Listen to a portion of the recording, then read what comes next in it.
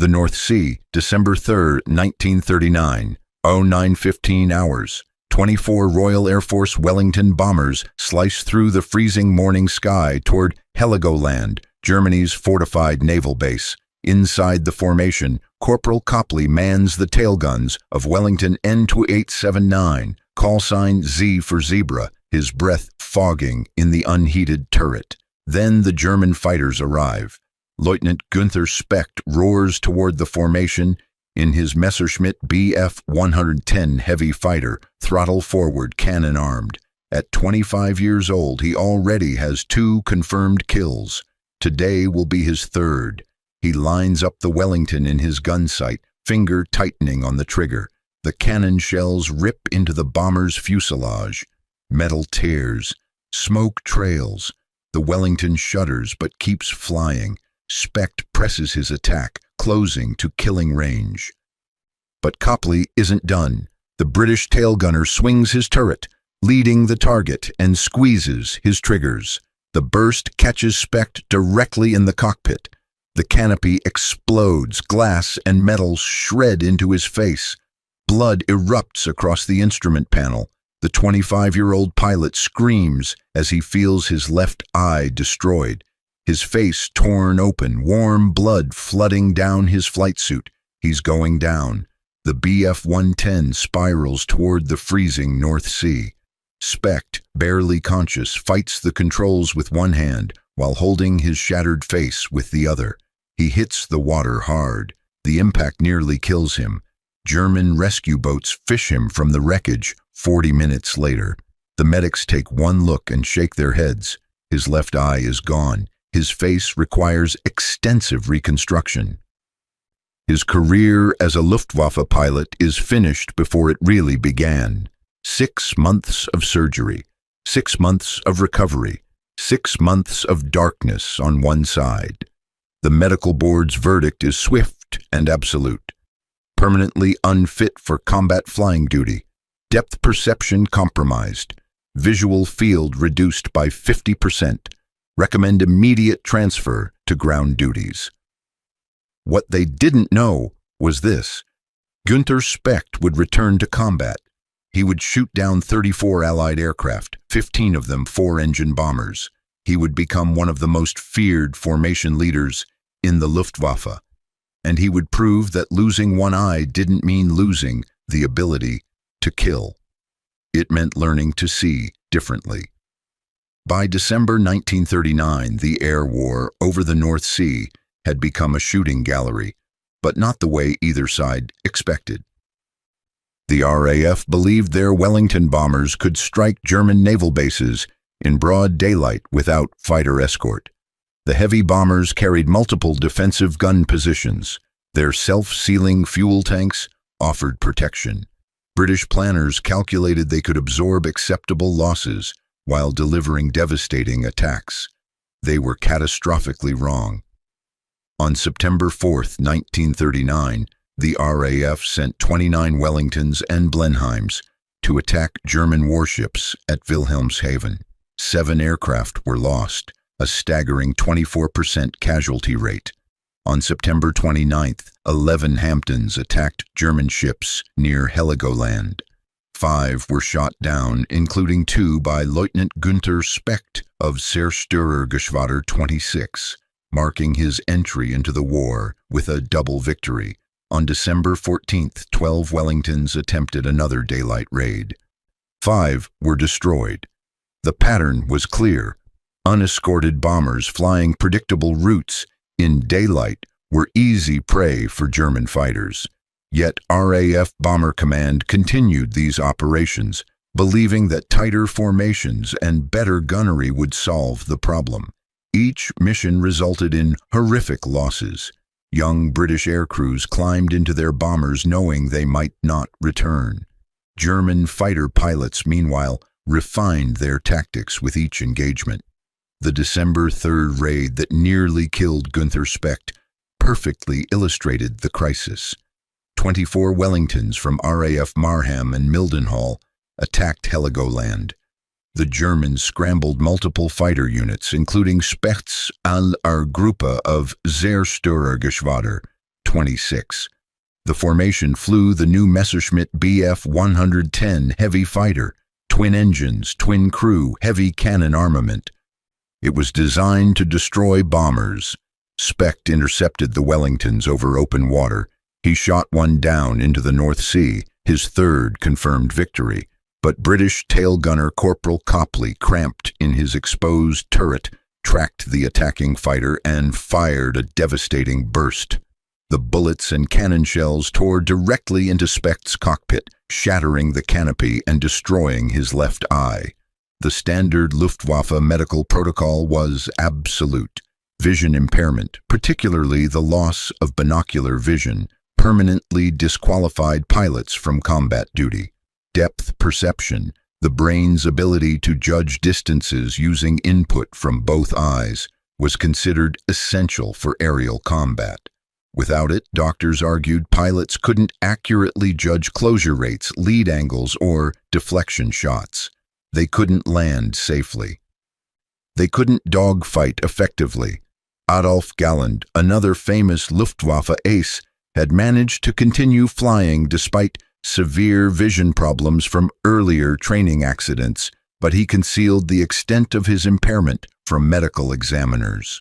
Most pilots with similar injuries were immediately grounded, assigned to training duties, staff work, or discharged entirely. For 6 months, Günther Specht lay in military hospitals while surgeons reconstructed his face. The left eye was beyond saving. His depth perception was gone. His peripheral vision on the left side vanished. Every combat pilot's nightmare had become his reality. When he finally recovered enough to walk, to function, to think clearly, the medical board convened. The verdict was predetermined. He would never fly combat again. They offered him a staff position, paperwork, planning, logistics, an honorable way to serve despite his disability. Specht refused, not because he was reckless, not because he didn't understand the limitations, but because during those 6 months of darkness and pain, lying in a hospital bed with half his vision gone, Günther Specht had been thinking, he had been analyzing, he had been solving a problem the doctors didn't even understand. What if losing depth perception wasn't a fatal flaw? What if monocular vision wasn't a disability for a fighter pilot? What if it was an advantage? Günther Specht was born November 13, 1914, in Frankenstein, Lower Silesia, a small Prussian town where nothing particularly remarkable ever happened.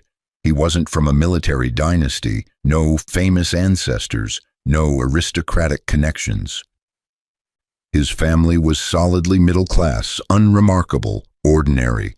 Specht himself was physically unremarkable too, short, slight build, a patch of prematurely gray hair above his forehead that made him look older than his years.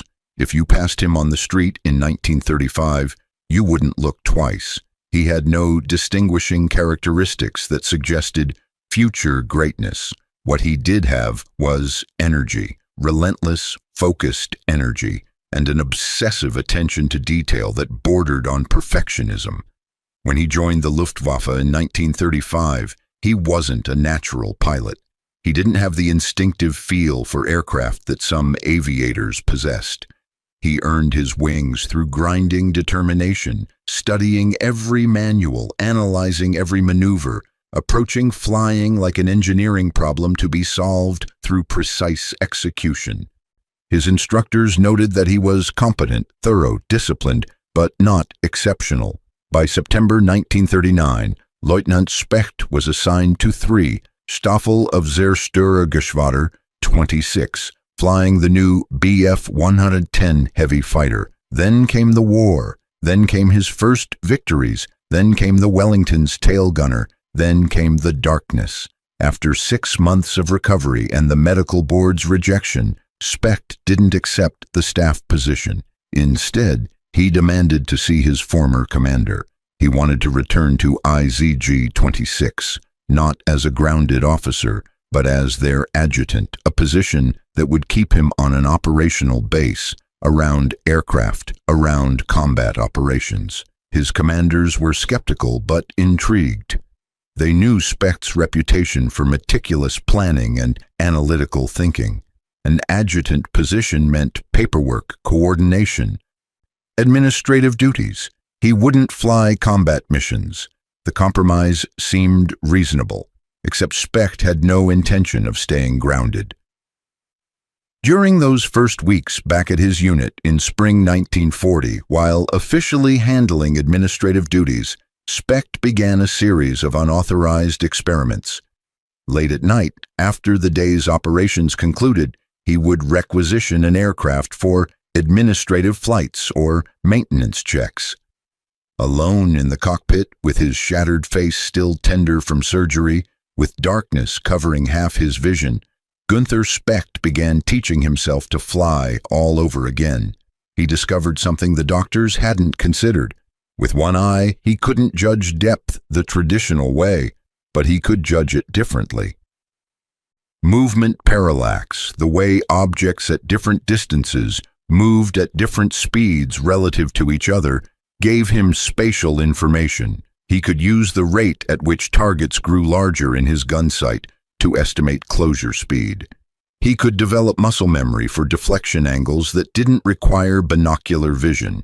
Most remarkably, he found that in certain situations, monocular vision actually improved his visual scanning.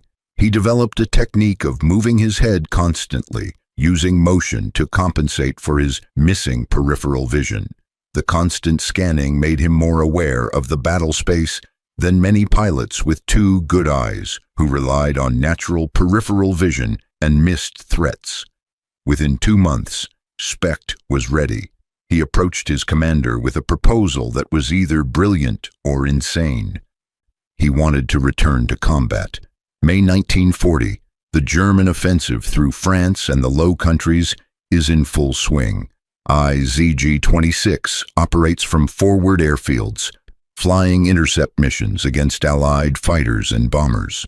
Personnel are stretched thin, combat losses mount daily, and Hauptmann Günther Specht, officially the Gruppe's adjutant, is about to break every rule in the Luftwaffe manual. On May 23, 1940, British Spitfires engaged German fighters near Calais. IZG-26 scrambles to intercept. As the formation prepares for takeoff, Specht climbs into his Bf-110. His commander spots him, starts to object, but the engines are already running and the enemy is airborne. There's no time for debates. Specht takes off. His first combat mission with one eye. His radio operator in the rear seat watches nervously as they climb toward the battle. The British Spitfires appear, sleek, fast, deadly. This is the moment of truth. Either Specht's self-taught techniques work, or they die. He spots a Spitfire breaking toward a German fighter. Specht banks hard, lining up the shot. In his mind, he's running through the calculations he practiced hundreds of times alone. Closure rate estimated by visual expansion rate. Lead angle calculated by the target's movement across his canopy. Trigger squeeze timed to weapon ballistics. His cannon fire tears into the Spitfire's wing. The British fighter rolls, trailing smoke. Specht follows, adjusting, compensating for his limited vision by aggressive head movement, by positioning his aircraft to maximize his good right eye's field of view. A second burst. The Spitfire goes down in flames. 2 more British fighters fall to Specht's guns that day. 3 confirmed victories in his first mission back. But during the engagement, a British fighter damages his Bf-110. Specht force lands near Boulogne-sur-Mer, badly injured again. His gunner is also wounded. His commander visits him in the field hospital. That was illegal, Hauptmann. You're medically unfit for combat. You violated direct orders from the medical board. This is grounds for court-martial. Specht, his face bandaged again, looks at his superior with his one good eye. I shot down 3 Spitfires. That's irrelevant to... Sir, with respect, that's entirely relevant. We're losing pilots every day. I just proved I can still fight. The medical board based their decision on peacetime assumptions. This is war. You need every pilot who can shoot down the enemy. The room falls silent. His commander knows Specht is right. The Luftwaffe is suffering significant losses in the Battle of France. Experienced pilots are invaluable, but allowing a one-eyed pilot to fly combat sets a dangerous precedent. If word reaches higher command, there will be consequences. You're technically still assigned to adjutant duties, his commander finally says. Your administrative flights are not my concern. But if you get yourself killed, I'm ordering an investigation into who authorized your flights. Understood? Specht understands perfectly.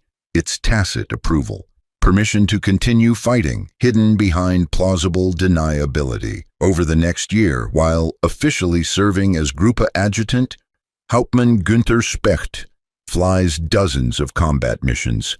His aircraft sports a unique emblem, a pencil superimposed on his adjutant's chevron, a wry joke about being desk-bound while actually killing enemy aircraft. The one-eyed pilot has found his war. By September 1941, Specht's situation had become impossible to hide. He had accumulated multiple combat victories while officially grounded. His superiors walked a tightrope between utilizing an effective combat pilot and violating Luftwaffe medical regulations. The compromise solution arrived in the form of a new assignment, command of a night fighter training unit. On September 16, 1941, Hauptmann Specht became Staffelkapitän of Zwei Nachtjagdschule 1, a newly formed night fighter training squadron at Ingolstadt-Manching. On October 31st, he was promoted to Kommandeur of the 3rd NJS-1, commanding the entire training Gruppe. It was simultaneously a promotion and a bureaucratic maneuver. Give the problematic one-eyed pilot an important position that kept him away from frontline combat. For exactly 1 year, Specht trained night fighter pilots. He was brilliant at it. One of his students was Paul Zorner, who would become one of Germany's most successful night fighter aces with 59 victories. Zorner later remembered Specht as demanding, perfectionist, analytical. He taught us to think like engineers, Zorner recalled. Every intercept was a mathematical problem. Every attack run had optimal parameters. He made us understand why things worked, not just how to do them. But Specht was miserable. While his students flew against the RAF bomber streams at night, while the air war over Europe intensified, while the Luftwaffe bled experienced pilots in brutal attrition, Günther Specht was stuck in Bavaria, teaching others to fight. In late 1942, the situation on the Western Front became critical. The United States 8th Air Force had begun daylight bombing raids on Germany. American B-17 flying fortresses, bristling with defensive guns and flying in tight formations, penetrated deep into German airspace. The Luftwaffe's fighter force struggled to develop effective tactics against these heavily armed bombers. Specht watched the combat reports with growing frustration. He had developed theories about bomber interception during his night fighter training command. He understood formation tactics, optimal attack angles, weapon ballistics. He was wasted in a training role. In January 1943, he submitted a formal request for transfer to an operational fighter unit. The response was immediate and unambiguous.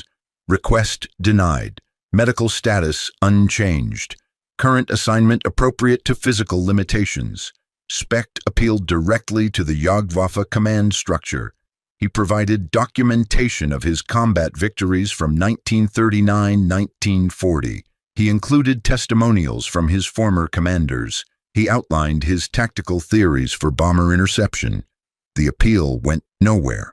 Then Jagdgeschwader 1, one of the premier fighter wings defending the Reich, suffered heavy losses in February 1943. They needed experienced pilots immediately. Specht's name came up in staff discussions. Some officers objected violently. He's blind in one eye. This is exactly the kind of exception to medical standards that gets people killed. The room erupted in arguments about policy versus pragmatism, but the realities of war trumped medical regulations.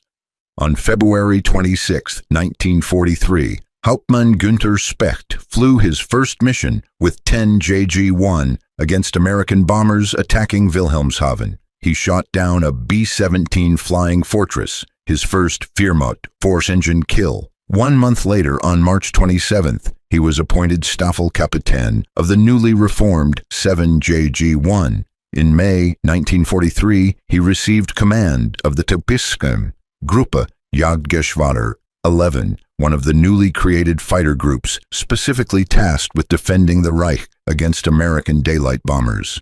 At 28 years old, with one eye, Günther Specht was now Gruppenkommandeur, leading 60 pilots and 25 fighters in the most crucial air battle of the war. The medical board's concerns were officially overruled by operational necessity. Specht's personnel file now contained a special waiver. Combat effectiveness demonstrates adequate compensation for visual limitations. Medical restriction lifted for duration of emergency. Heinz Knoke, one of Specht's squadron leaders in the 7 JG-11, later wrote in his memoir, "I flew for the Führer," about his new commander. Although he lost his left eye in late 1939, he could see like a vulture. He was an excellent marksman. Specht had an eye for detail, and he wrote detailed mission log reports for future use. The one-eyed pilot wasn't just back in combat. He was leading formations into the most dangerous aerial battlefield in history. If this story of incredible determination against impossible odds is keeping you riveted, hit that subscribe button and ring the bell so you don't miss our deep dives into untold military history. We publish new stories of extraordinary courage every week.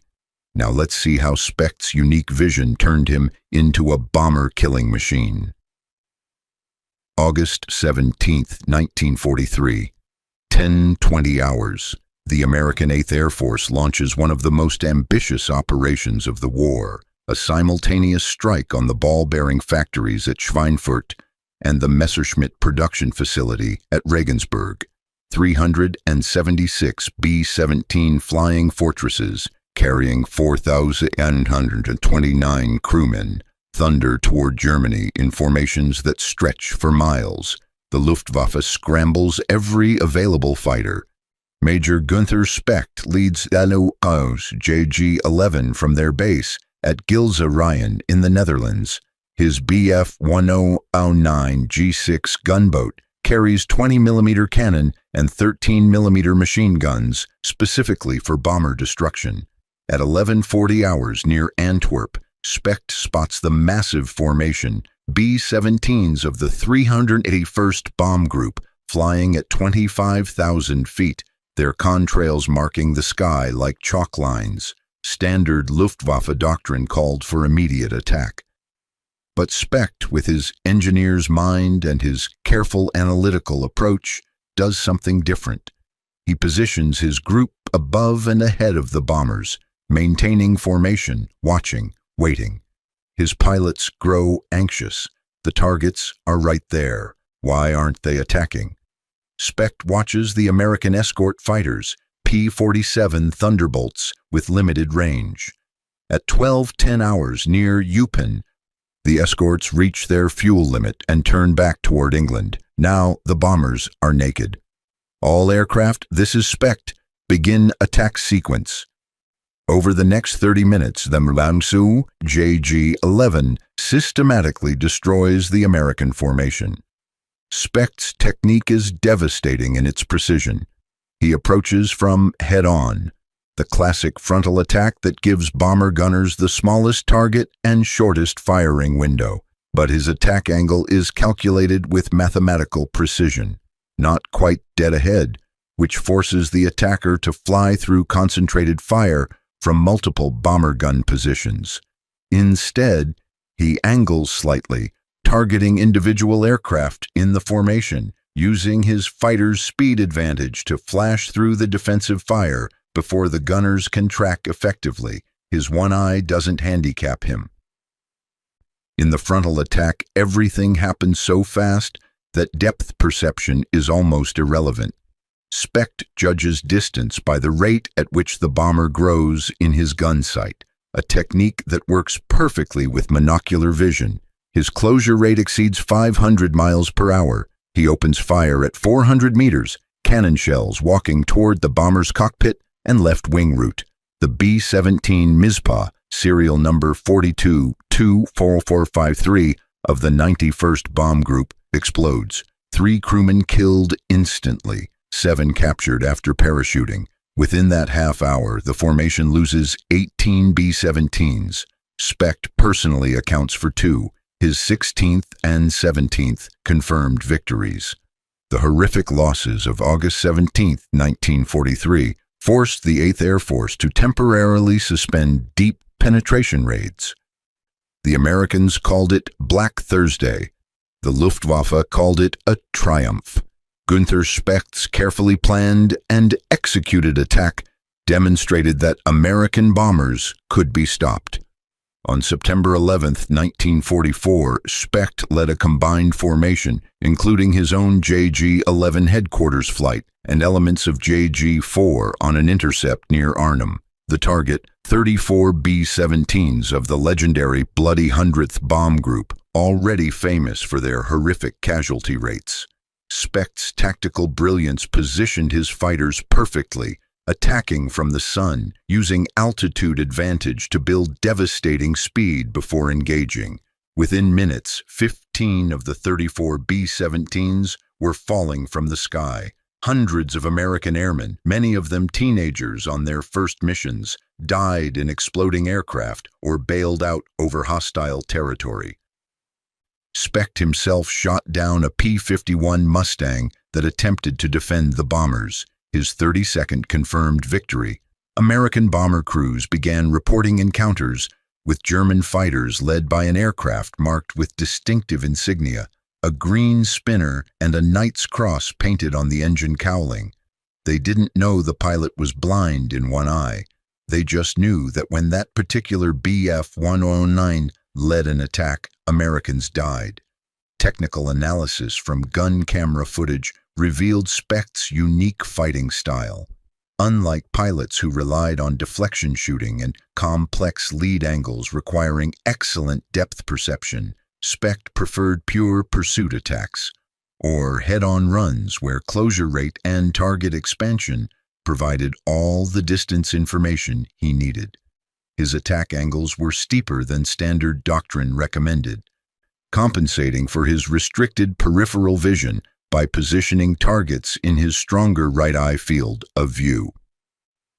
Surviving American pilots offered their perspectives years later. Staff Sergeant Robert Morgan, a ball turret gunner on a B-17 that survived an attack led by Specht's formation in July 1943, recalled, "These weren't random attacks.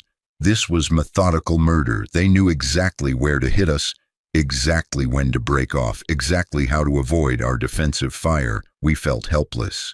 Lieutenant James Brennan, pilot of Forever Amber from the 381st Bomb Group, survived being shot down by a JG-11 in October 1943.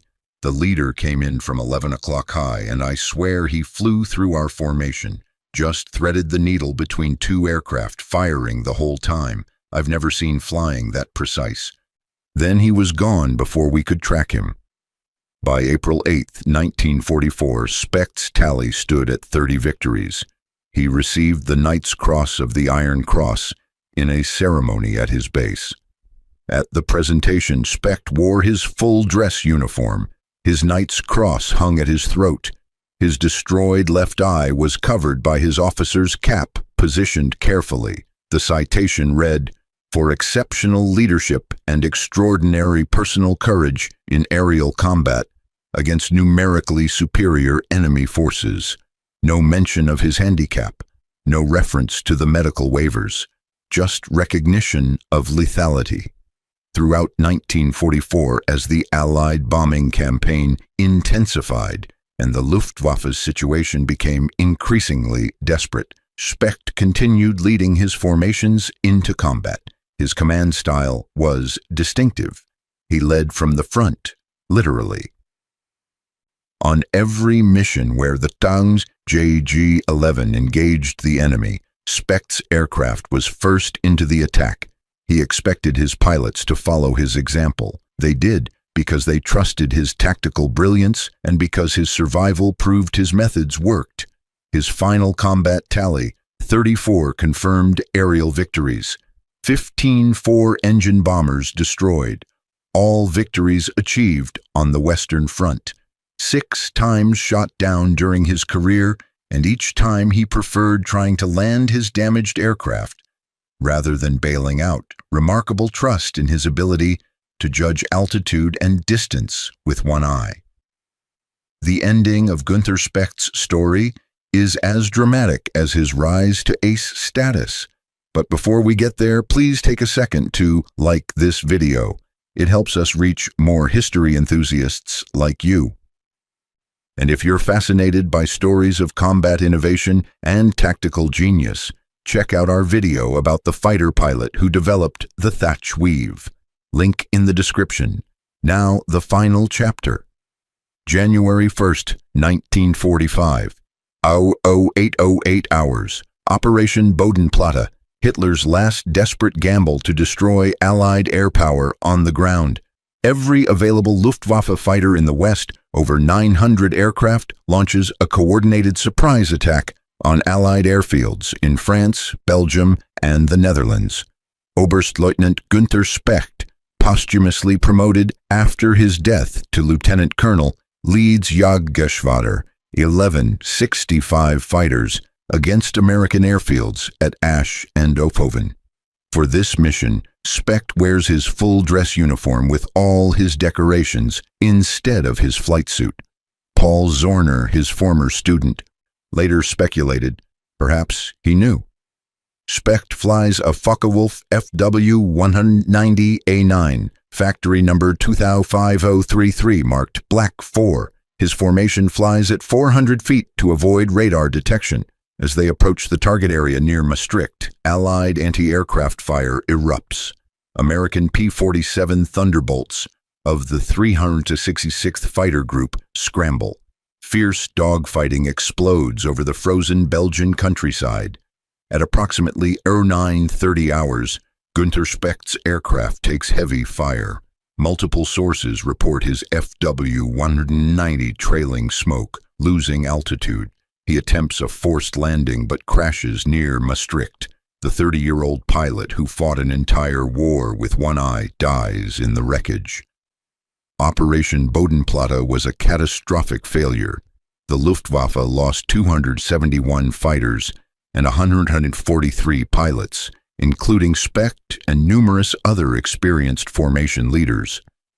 The losses crippled German air defenses during the final months of the war. Allied aircraft losses were quickly replaced. German losses were irreplaceable. Specht was nominated for the Oak Leaves to his Knight's Cross, but the recommendation was never processed in the chaos of Germany's collapse. Post-war assessment of Günther Specht's career reveals a remarkable truth. His monocular vision didn't merely fail to prevent his success, it fundamentally shaped his tactical innovations.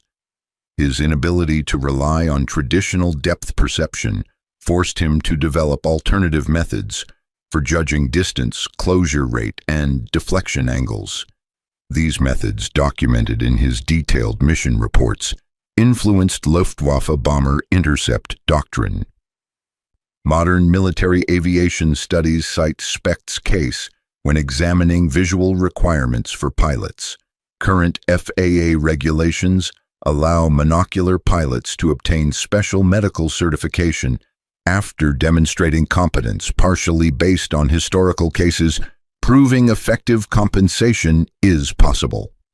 Military aviation medicine still considers binocular vision preferable, but no longer views monocular vision as absolutely disqualifying. Heinz Knoke, who survived the war and became Gruppenkommandeur of the Segung JG-11 after Specht's death, wrote, "He was one of the best fighter leaders during the war. His loss left a hole in our formation that could not be filled."